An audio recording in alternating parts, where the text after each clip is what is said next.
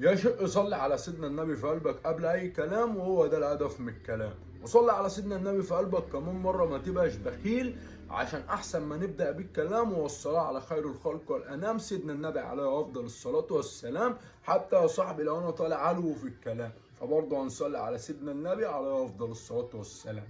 يا صاحبي هو كده كودي الامر يا شعلان، كودا الامر يا شعلان. وان شاء الله اخوك حمو جرنوف راجع يغني يقول ويزيع من قلبه ويسمع الدنيا كلها، زي ما من اول يوم مسكت مايك او مسكت قلم وكتبت اغنيه، كتبت من قلبي وبقول من قلبي.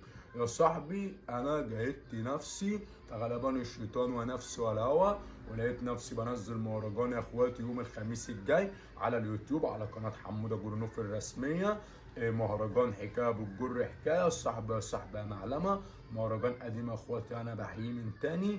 المهرجان ما خدش حقه، فيا ريت اللي سمع المهرجان يقابلني على اليوتيوب يسمعه تاني عشان المهرجان رايق. ويا ريت اللي ما سمعش المهرجان يخش يسمعه على اليوتيوب ويسمعه مرتين عشان يبقى زي اللي سمع مرتين. محدش الصاحبي يبقى احسن من حد، عشان هو بيقول لك حكايه بتجر حكايه كله عليا ومعايا، ما بقتش عارف مين المجدع اللي بيزعل في بكايا، كله مغفل في الجدع، قلبي منكو انا اتوجع، التعبان اتحول حيا خنف معلم وفيه لدع، الشارع يا اسطى مش جدع، اظبط حالك لو جدع، عارف انك تعبان من الناس محسوبك قاري الودع، اقرب صاحب لي خدع،